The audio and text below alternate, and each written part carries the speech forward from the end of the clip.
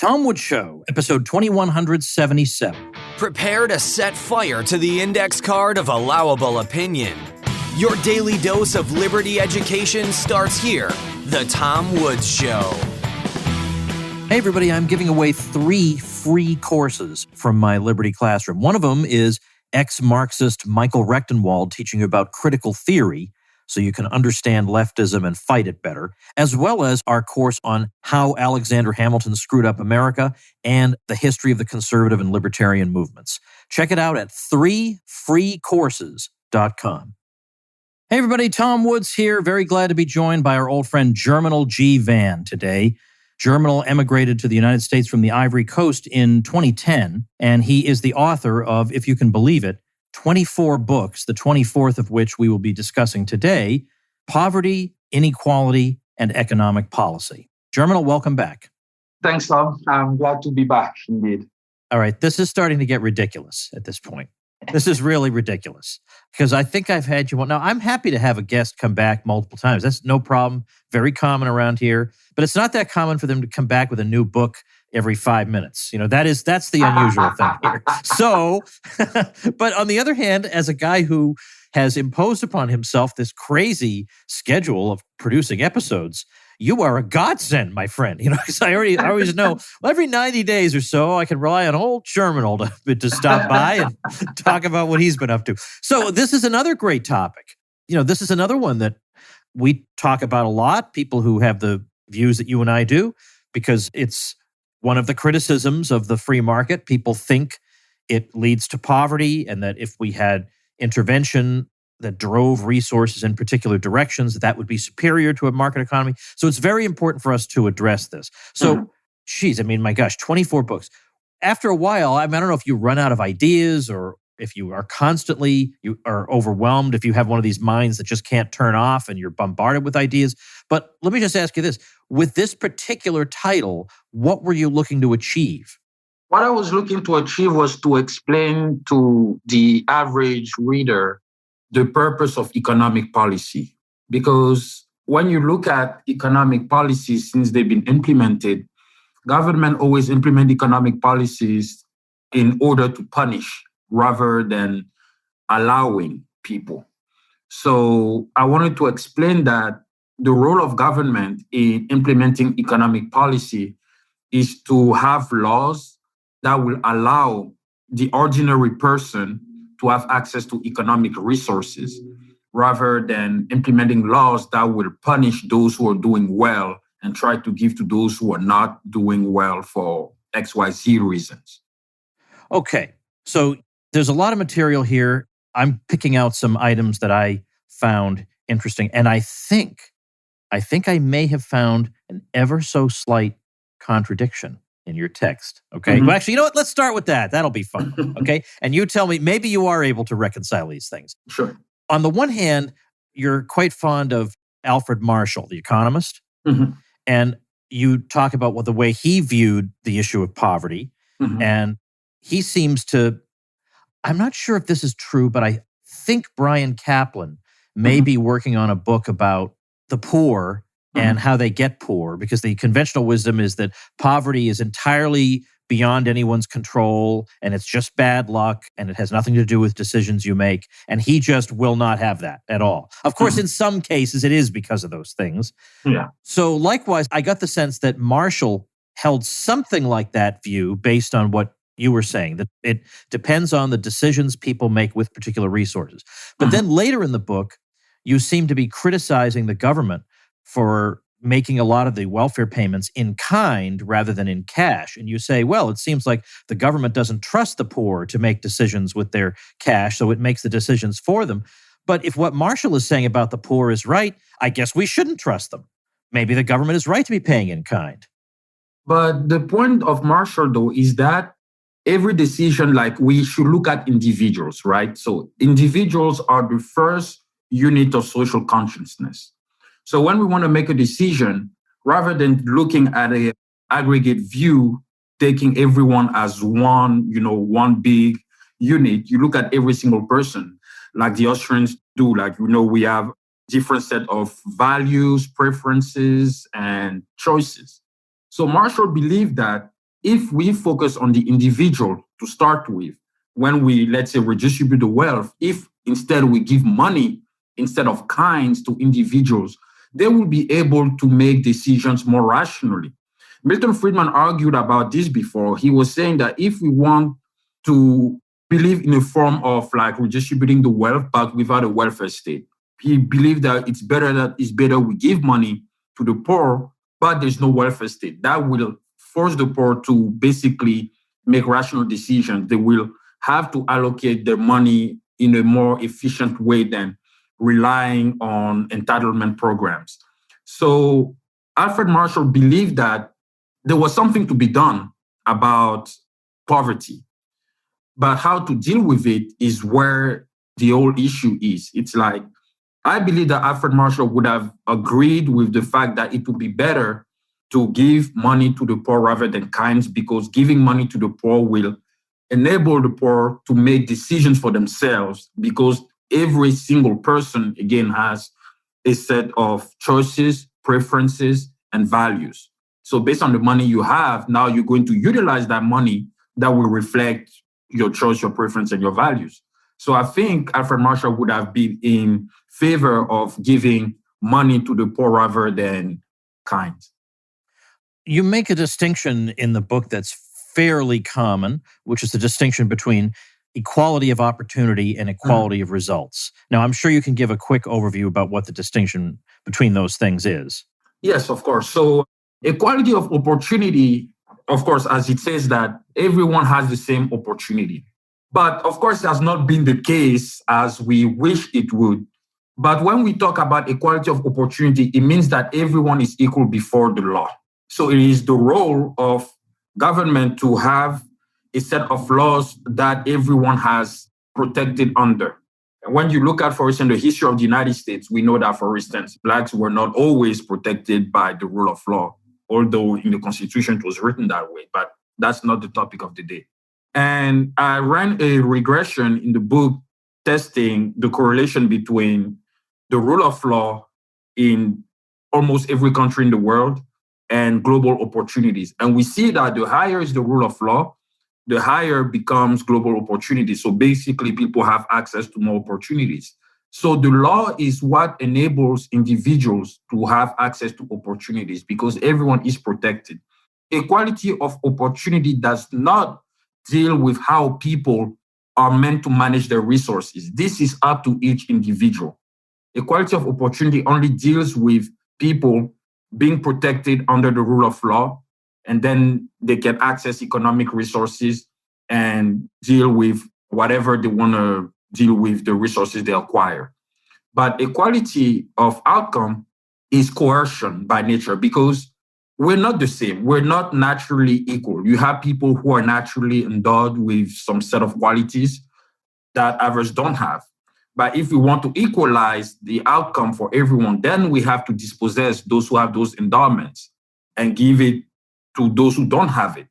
But even if you give it to those who don't have it, it doesn't mean that it will equalize output at the end of the day, because two people can have the same resources, they will still not generate the same output because people use different strategies to create value.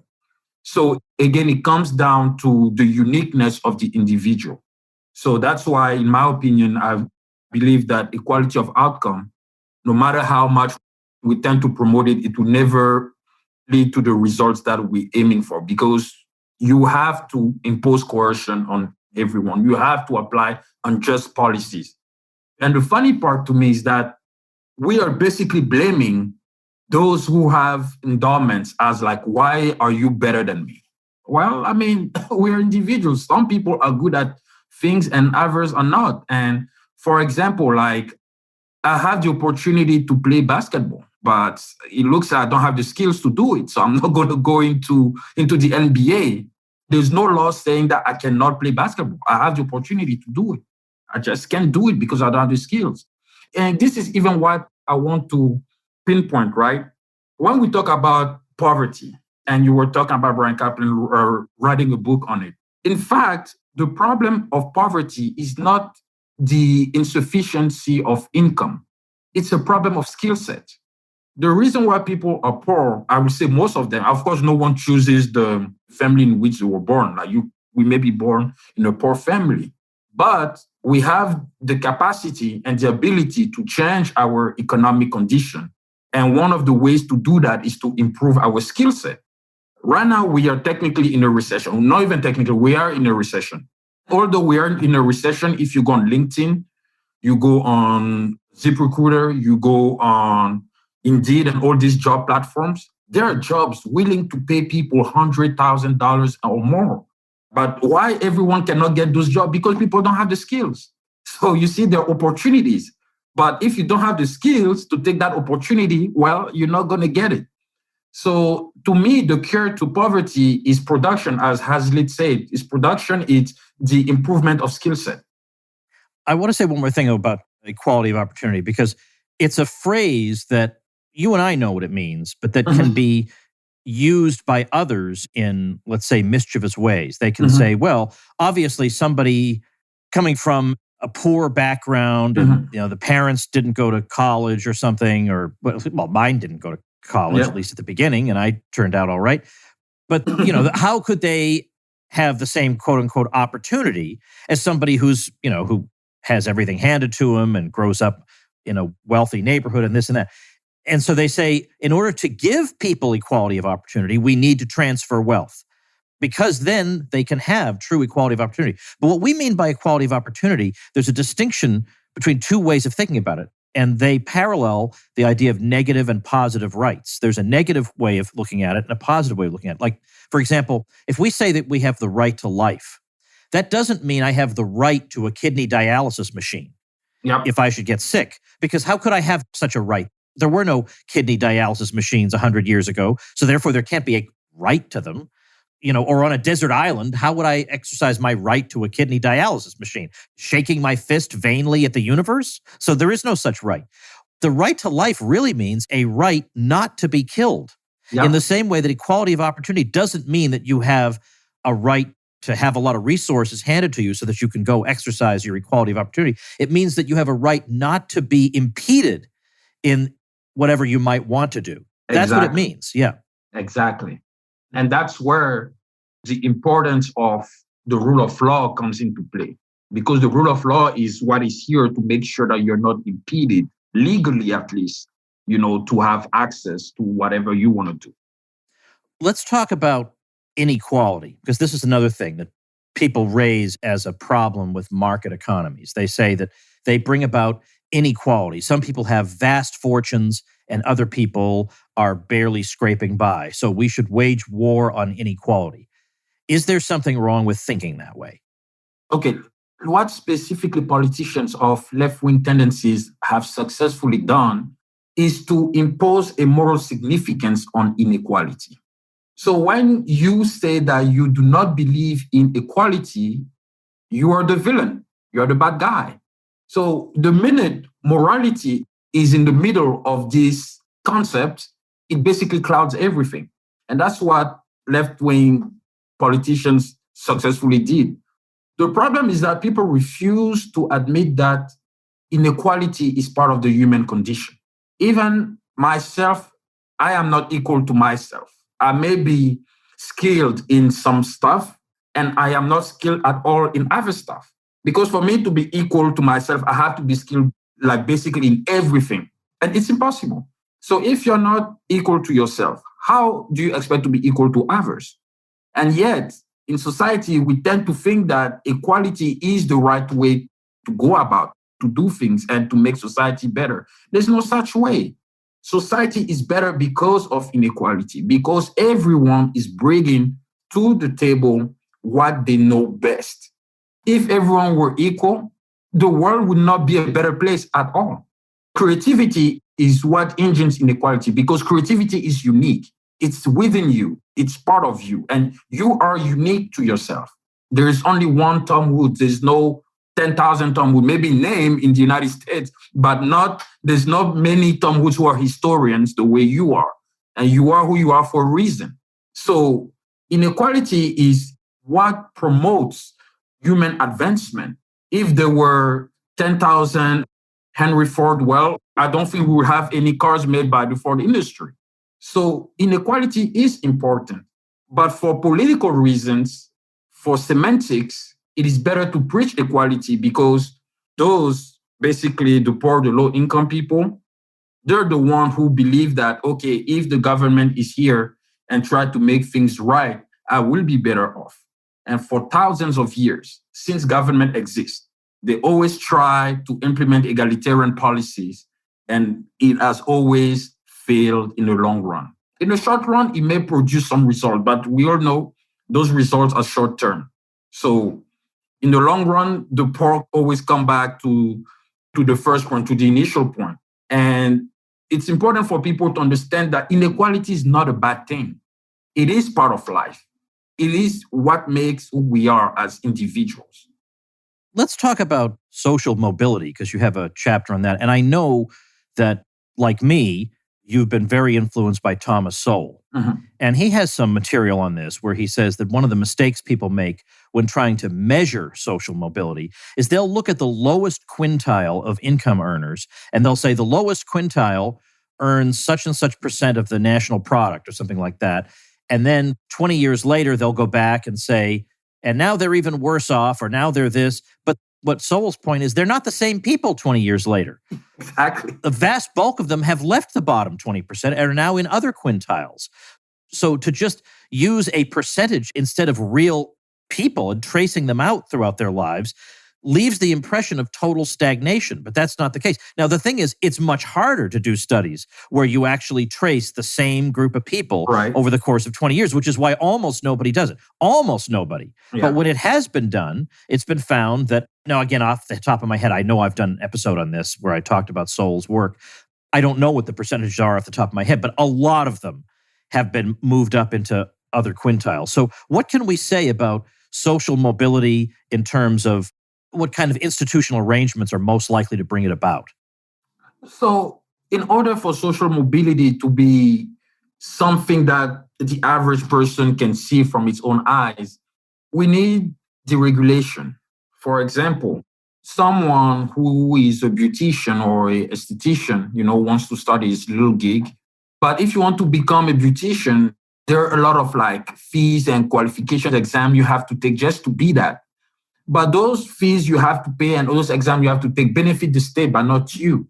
So why not removing those obstacles and let people start with and then see how it goes? So there are too many regulations. So it basically impedes economic freedom. To have socioeconomic mobility, you need economic freedom because it's economic freedom that enables people to move up in the social ladder. And as you say, yes, the same people who started in the bottom quintile are not the same who stayed there 20 years later. That's why wherever we work, we have that word we use to get promoted called experience. We have experience for a reason.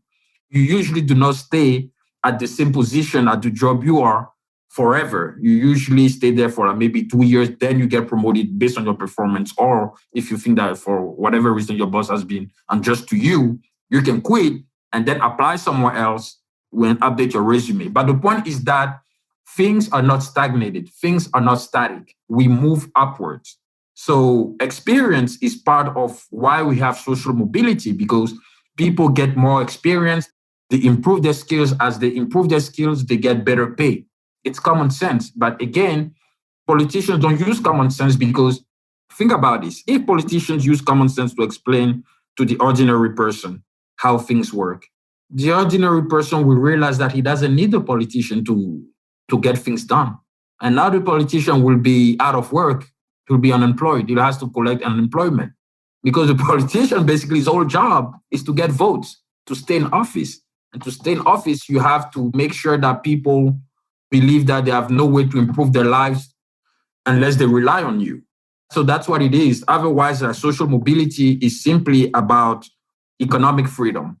If you're able to deregulate the economy, make the bottom quintile having access to resources by lowering those fees and regulations, people will move faster in the social ladder. In fact, I'm looking right now at a chart you have illustrating a connection between socioeconomic mobility and economic freedom. So this is all in here. You have a chapter, now I don't remember which one it is, but you go through 3 different proposals that have existed and been implemented in various places with the intent of fighting poverty or minimizing inequality. And I think the first one is just flat out income transfers. But the other two I remember for sure are nationalization of industry and land reform. Yep. So I want to get to those in a minute. I forget who it is, and this is making me crazy. Maybe it's Rothbard, but I'm not really sure who. I can't remember who it is. But ever since I heard it, I thought, you're right. I can't ever use that term again. When we say redistribution of wealth, right away we're kind of falling into a trap, because that suggests that there was a previous distribution of wealth. Yep. But that's the wrong way to think about how wealth is created. There was a series of exchanges, and this was the outcome. But there was no person with a big hat who went around giving people things. So we're not redistributing wealth; we're distributing wealth. But anyway, that's just a nitpicky distinction. Let's skip ahead, though, to the land reform question, because that's something that most Americans don't know, because there hasn't been radical land reform in the U.S. But there are, I think, did you use the example of Zimbabwe with land reform? Can you talk about that? What was the aim of land reform, at least the stated aim, and what were the results? Sure. So land reform is one of the major methods of fiscal policy in developing countries, because developing countries are mainly agricultural. In the U.S., maybe if we go early at the time of the founders, then maybe you can see some land reform when it comes to wealth distribution, because at the time, the US was an agricultural society. But it's no longer the case now. But when you look at most African countries, they are now transitioning, but for the most part, they're still agricultural societies. So land is one of the main source of wealth. So when we look at the case of Zimbabwe initially, which was called Rhodesia, had Black Rhodesians and white Rhodesians, so same as South Africa. And the white were the minority that were ruling the country. And they had basically the monopoly of all type of resources, specifically land. So Mugabe saw that as an economic injustice. Okay, fair enough. His intention is pure. He believed that if once he gets political power, he will correct that injustice and he will redistribute the wealth equitably, basically transferring from white, rich Rhodesian farmers to Black, poor Rhodesian farmers. So his intention was genuine, but again, the road to hell is paved with good intentions. Once he became the prime minister of Zimbabwe, then the president of Zimbabwe, and he started taking the land from rich white Zimbabweans and transferring to Blacks, output started to decline. Now the question is why? You take the land, you give it to them, and normally we were supposed to clap, like, oh, great job, you transfer physical wealth. They're supposed to be rich. But it wasn't the case. And the reason is because Mugabe did not invest in human capital. He thought that simply transferring the land, taking it from whites without due process and giving it to Blacks will immediately and suddenly improve the economic and social conditions of Black Zimbabweans. But Black Zimbabweans lack the technical knowledge to know how to manage land. And that's where it's crucial. When we transfer wealth to you, there is a technical knowledge you must have. It depends on the wealth being transferred to you, of course. So there's a sort of knowledge you must have in order to maintain the value of the wealth being transferred to you. Otherwise, that wealth is going to lose its value. And I even talk about voluntary distribution of wealth, especially in families. Like when you look at the Vanderbilt, the dad gives the wealth to his kids and everything. But why the Vanderbilt went broke? Simply because the descendant did not have the technical knowledge required to manage the wealth being transferred to them. So if Mugabe, for example, created some programs to train Black farmers, that would have maybe helped to some extent. But of course, programs created by the government, we know how they end up. But in this case, I think it would have been better than nothing. But he didn't even do that. He just unjustly, without due process, took the land from whites and gave it to Blacks. And in doing so, as I said, Blacks didn't have the technical knowledge required to manage land. So what happens is that agricultural output started to decline. Political corruption started to increase because in this whole process, those who benefited were the political class. And what is interesting to understand about the involuntary distribution of income or wealth is that when it's involuntary, there are usually three parties. So you have the provider, the state, and the recipient. The state is the one determining the parameters and condition of the transfer. So because of the one determining how the transfer will take place, they're the one benefiting from it overall. The provider has no choice. He has to give whatever he owned. The recipient doesn't have the technical knowledge required to manage whatever is given to him. So they both lose it. So the wealth being transferred lose its value. But those who determine the parameters and condition of the transfer are the one benefiting from it. And this is what you saw with Zimbabwe. Mugabe became a very rich man. The political elite became pretty much wealthy. The same happened in Uganda with Idi Amin Dada. Same thing. He came, nationalized everything, took the land from the Indians, kicked them out, gave it to the local Ugandans, and the economy collapsed.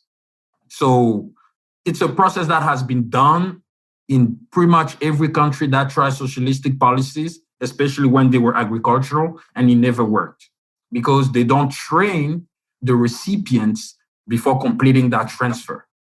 Hey, everybody, let's take a minute for me to give you some very, very valuable advice. This is advice that is going to score you a lot of points with your spouse or significant other. It doesn't matter whether you're a man or a woman. That person you love is going to be so impressed by your creativity and thoughtfulness. And you don't even have to say, I got the idea from Woods. I'm just giving this to you. You can run with it. You can act like it was your idea. That's fine. Whatever promotes happiness and happy relationships in the world is fine with me. And of course, what I'm talking about is the wonderful Happily Date Box, which I've been receiving for nearly 3 years now. Every month you get an amazing box filled with interesting, fun activities that you can do with your significant other. It's a way to have a date night in. You'll get a music playlist, maybe a little project to work on, games to play, questions that provoke deep and meaningful conversations, intimate moments that bring the two of you together. They're just wonderful. You're just going to love them.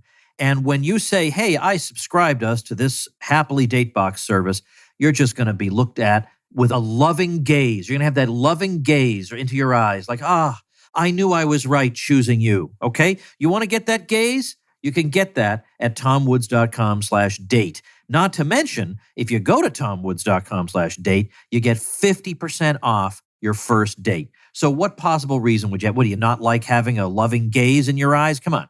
So head over to tomwoods.com/date, get 50% off your first date, enjoy time together, and you are welcome. Well, land reform was, I don't remember exactly when, but in its heyday, it was a very fashionable policy to recommend, among people on the left in the developing world.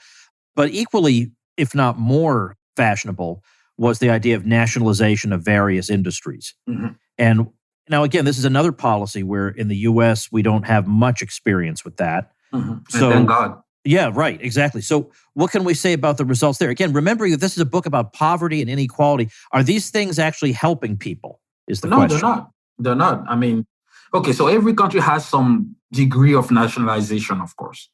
But you see, like, there's some countries like Cuba, Venezuela, North Korea, and many African countries, especially at the post-independence era, that went completely socialist.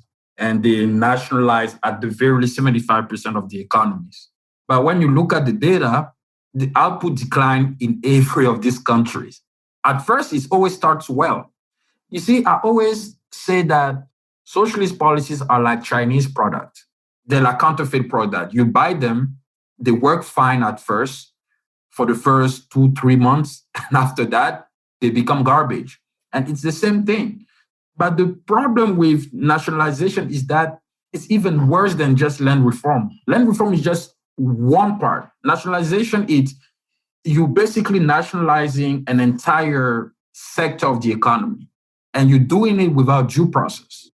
With the case of Mugabe, he did it without due process, but he could have done with, within the legal framework, but he didn't. But that was a special case. But nationalization generally, there's no due process. You come, you say, okay, whatever companies that are part of this industry, we're going to nationalize all of them. It's for the good of the country.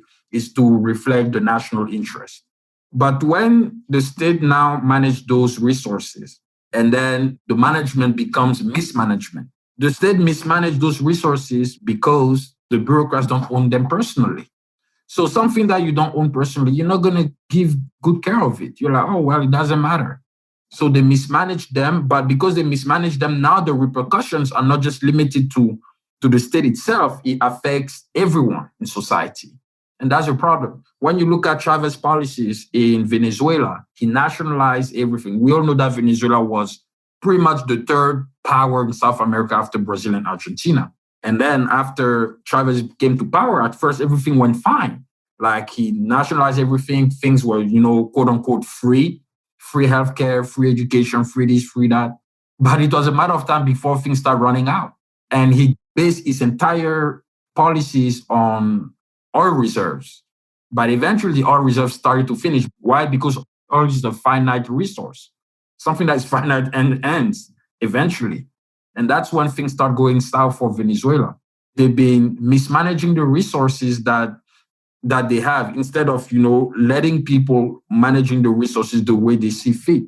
Nationalization never improved the poor's condition. Instead, at first, sure, it works for everyone at first, for the first couple years. But after that, it always goes south because things start running out. What do you recommend then? So that's what I could imagine somebody saying. All right, so you have a lot of criticisms of the way we've been going about it. So, all right, Mr. Smarty Pants, what do you think the best thing to do is about poverty or inequality? Is to invest in human capital, because the cure to poverty is production, and production is the application of skills. It's that simple, is the application of skills. So if you invest in human capital, you invest in people's education and training, they will have a better chance to avoid poverty in the next 2 years or something.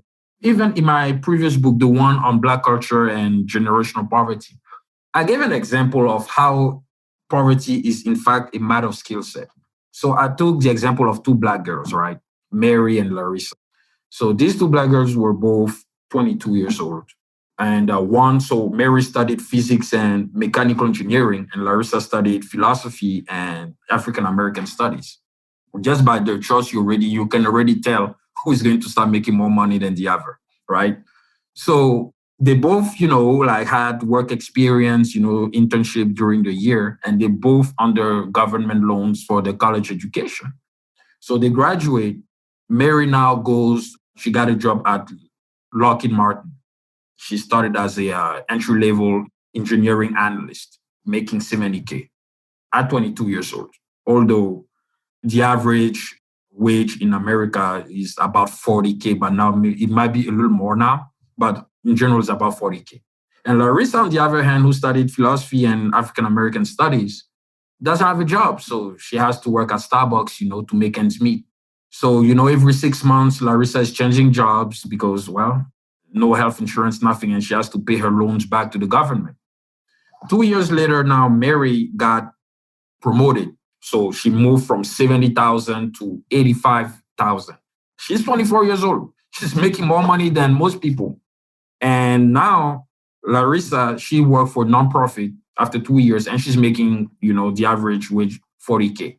But Larissa now gets tired of, struggling and fighting hard to make ends meet. So she decides to go on a boot camp and learning how to code. So she decided to do programming to become a software engineer. So she does the thing for like 3 to 6 months. And then she goes back on the labor market and she gets hired by a consulting firm. And now the consulting firm say, okay, we like your resume and everything. You did a boot camp, so we're going to pay you $70K a year. So we see that Larissa now moved from $40K to $70K a year. This is a jump of $30,000. As for someone who makes $70K in the US, especially, let's assume that she's single and everything, this is not bad. Someone who makes $70K a year and is like single, no, extra charges, is definitely middle class, because the average household income in America is $67,000. So Larissa now became middle class. How did she do it? By improving her skill set. Simple as that. If she didn't do the boot camp part, she would have struggle going, jobs and being unsustainable financially. So the point is to say that it's all about improving one's skill set. Once you're able to improve your skill set, you cannot be poor because people are willing to pay you according to the value you will bring to total output. That's how wealth is actually distributed in its more like rudimentary aspect. That's how wealth is distributed. You are paid according to the value you bring to total output. So to me, that is equal. That's a true equal wealth distribution. People should be paid according to the value they bring to total output. So what does that mean from a policy standpoint? From a policy standpoint, it means that we should deregulate markets. We should let corporations or businesses decide how they want to run their gig. Simple as that. And on top of that, it's not even, you see, it's funny, like even in the book, I took the case of France, right? So French people, they're complaining a lot about having a lower purchasing power. They say, oh yeah, the purchasing power is always one of France's main themes during like the election cycle. So people, when they get hired, they have like a very high gross income, but then the net income is low and they complain about it. But people tend to forget that the employer in the private sector does not determine people's net income. They only determine your gross income based on your experience. They even ask you, hey, like, how much do you expect in compensation? You give your price and they see based on how much the firm makes if they can afford you. So you give your price, they say, okay, well, we're going to give you, I don't know, like 60,000 euros. But then the only entity that has the power to determine net income is the state. Through what? Through taxation. Because based on your income, there is a percentage of taxation that is affiliated to that income. So if you make, I don't know, 60,000, and then in France, let's say like people who make 60,000 and above, they are charged like 30%. So from 60,000, if we do the math, you're going to have, I don't know, like 17 or 18,000 a year of net income. So you see the big difference. So it's not the private sector that determines people's net income, it's the state. So it is important to deregulate, to cut taxes, to deregulate markets so that people will have access to economic resources. Because if businesses and corporations have more money, then they will pay people more. And if they pay people more and taxes are reduced, then people have a higher purchasing power when it comes to the disposable income. It's pure common sense. And yet people think that it's by implementing more regulations, more punitive policies, that things are going to be better for those who actually need to have a better economic condition. And this is not true. Let me ask you one more thing before we wrap up. And this is a biographical question. Mm-hmm. You came to the US in 2010. Mm-hmm. How much had you written by that point? From 2010 to now? Well, I mean, like before 2010, had you been publishing books in Ivory Coast? No.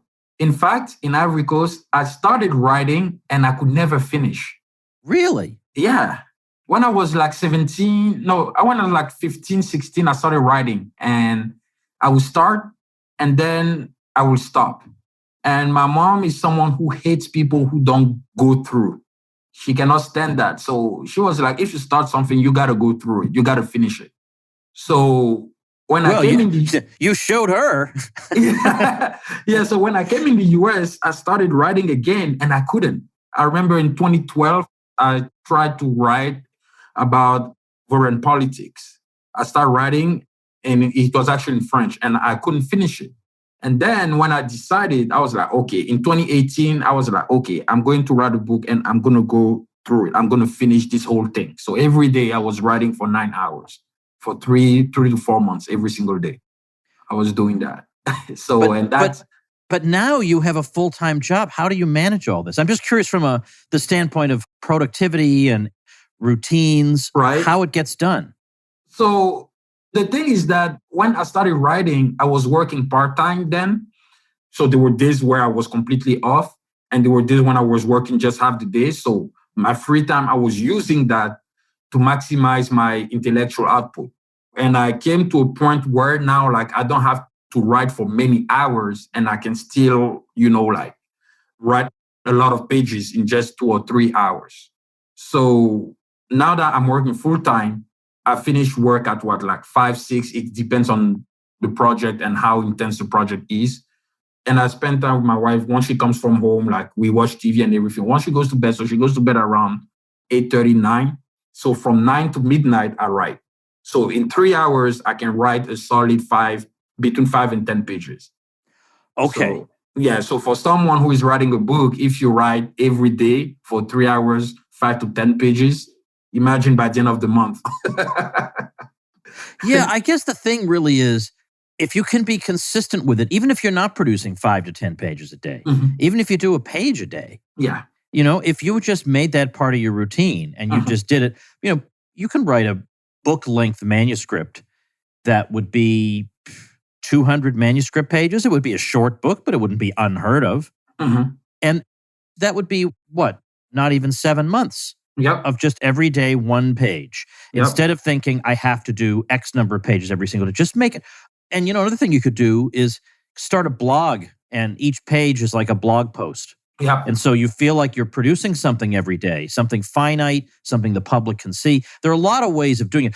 I was just wondering about your routine, because I know there are, just because of some of the activities I've been doing lately, I've been interacting with people, not so much to teach them history or stuff, but rather to talk about things like, how do I get things done? What's my morning routine? And people are curious to know that about people who are really productive. Like Eric July, for example, with his really successful comic book company. He's a guy who he's juggling a lot. He's in a band. He has a podcast. He's on the Blaze. He does the comic book thing. He does gaming. He works out, if not every day, then an awful lot. And yet he doesn't seem rushed. He doesn't seem irritable because he has so much going on. I'd really like to ask him, how does he manage that? So if there's one thing I can say is that sometimes like the difficulty with people is how to become consistent. Because once the consistency engine is on, then you're good. You're pretty much stable. Even if there are some days you may not write, once you start again, like it's there. And I always tell people, like, especially for aspiring writers, I say always try to write a page a day or even 500 words a day. Give yourself a quota that you want to fill. A page or 500 words. It depends on what you're writing, but do that every single day. Or even just tell yourself, I just want to write every day for an hour. And that's how I was when I started writing. I was like, I have to write every single day. And to me, it was more like, I am not done until I'm done with that chapter. I will not stop until I'm done with that chapter. Yeah. That's a good idea. And then we'll wrap up here. But I really do like to shoot the breeze about stuff like this. That's a good idea to say, I'll write for a certain amount of time. Yeah. Because maybe on a particular day, you're really hitting a big block. Yeah. And so instead, but you put in your time. And I like when it comes to goal setting, to set goals that are within my reach. So instead of saying, I want to lose 50 pounds, which I wouldn't. I would waste away if I lost 50, but just as an example. Instead of saying, I want to lose 50 pounds, instead I'm going to say, I'm going to go to the gym X number of days a week, and I'm going to eat such and such. Those things are within my control. Or likewise, I'm going to build my mailing list up to 250,000 people.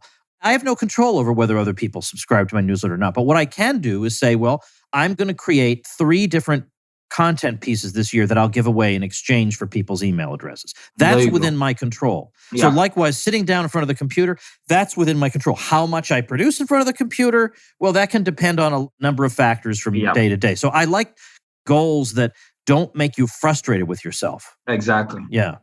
Good. All right. I like talking about this stuff just as much as the other stuff. So the book we've been discussing, folks, I will link to it, of course, on the show notes page, tomwoods.com/2177.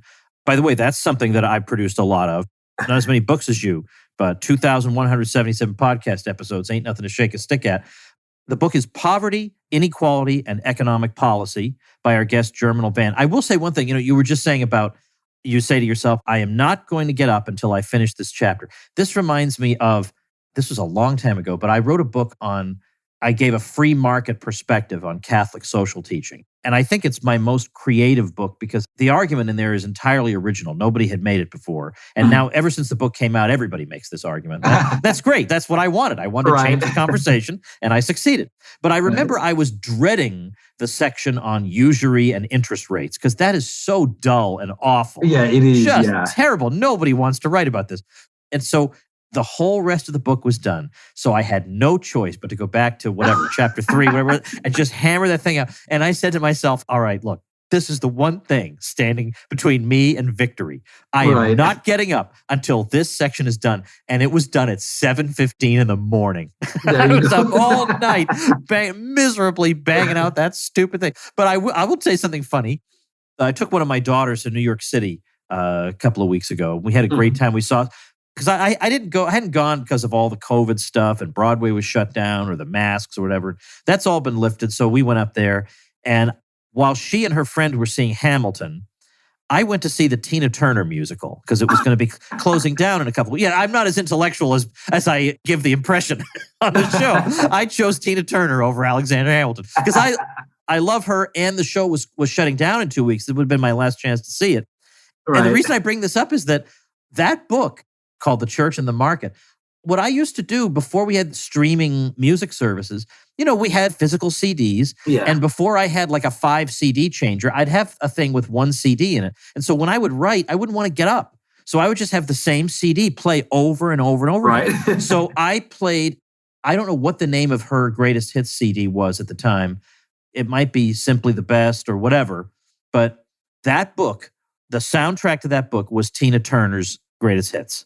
And so I had to go see it. And then as I was sitting there, I was thinking, this does remind me of that stupid chapter on usury and interest rates. I wrote the Politically Incorrect Guide to American History. I had Steely Dan's Two Against Nature album on. They won a Grammy for that. And so that was the soundtrack for that. And then another one of my books, I had Lionel Richie's greatest hits on. So, for all my talk about heavy metal and progressive music, when I sit down to write, I just like easy listening. Yeah, same. I just like stuff that's on the radio. Same, yeah. Anyway, definitely. All right. So you and I have to have dinner. We got a double date or something so that we can just talk about all this stuff. Because I just realized, I'm still recording here. People are still listening to this. Oh, there's one thing I wanted to say. I didn't know if you're going to ask, but I'm going to say it anyway. So please do. I started working on my new project. And of course you have. What is it? Of course, yeah. What's new? But it won't come out for a while.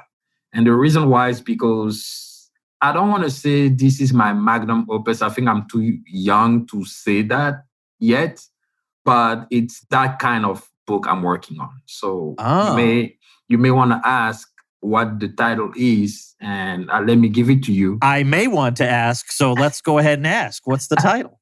So basically, it's called A History of Wealth Distribution in the United States from Colonial Times to Modern Era. Oh my gosh. Yeah, look, no, if you won't say it, I'll say it. That's your magnum opus. Yeah. So yeah, it's a pretty big project. I already started working on chapter 1. It's pretty long. So yeah, it's about, the history of wealth distribution in the US since, like the founding fathers and etc. Yeah. Oh, that's fantastic. Yeah. Now, that's a contribution. Well, remember, I know you're not an Austrian, but Rothbard's book, Man, Economy, and State, came out when he was 36, and he'd been working on it for well over 4 years. Yeah. You're 32, right? Yep. So he was working on his magnum opus when he was your age. So there's nothing... It may seem pretentious to say that, but it's just because, you're just more productive than a lot of people. That's what's going on. There's one question I want to ask you. What is the magnum opus of Friedrich Hayek? That's a really good question because after the 1940s, he really turned his attention more to social theory. He did write... social theory, political philosophy, and stuff like that. So, yeah. He does have that collection, The Tiger by the Tail on Inflation, which I think is from the 1970s.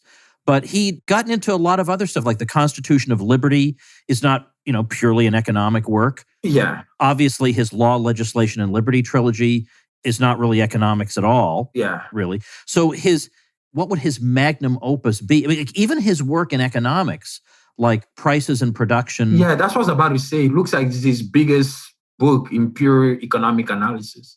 But yet, the funny thing is, I am told this by, I think, Walter Block, who saw Milton Friedman at maybe a Liberty Fund event, and he was talking to him about Hayek, and Friedman said, his economics is unreadable. He says, he said, are you telling me you can understand what word he's saying in prices and production? I mean, look, if Milton Friedman has trouble getting through it, right? So that's why I think when most people say, I love Hayek, they mean they love The Road to Serfdom, and then later, but what's that book he wrote when he was like 88 or something? The Fatal Conceit. The Fatal Conceit. Yeah, people like those books. But I wouldn't say people take a lot of pleasure in the books that he actually won the Nobel Prize for, but they were obviously important. But it's kind of like reading The General Theory by Keynes. Like, why are you making me do this? So I don't know that there is a really good answer, but that was the way I would at least approach the question. Yeah. All right. So I will let you go have your dinner, and thank you so much for your time. I appreciate it. Oh, and let me remind everybody, the book, once again, Poverty, Inequality, and Economic Policy, linked at tomwoods.com/2177. We're not going to hear from Germinal again for at least 3 or 4 more weeks because he's working on his mag. I'm kidding you. No, that's not fair. We will wait patiently for this great project. Thanks again. Thanks, Tom. All right, folks, that's going to do it. I hope to see some of you this October, that is 2022, in Phoenix, October 6th through the 8th at the Mises Institute Supporters Summit. I'll be speaking there alongside some pretty heavy hitters, and it's going to be a wonderful event.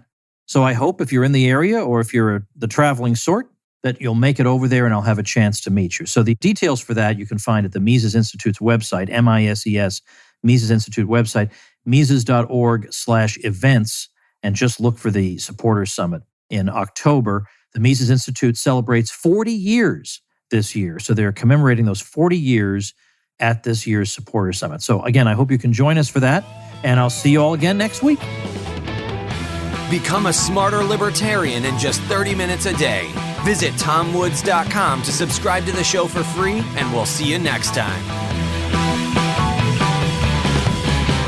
Like the sound of The Tom Woods Show? My audio production is provided by Podsworth Media. Check them out at podsworth.com.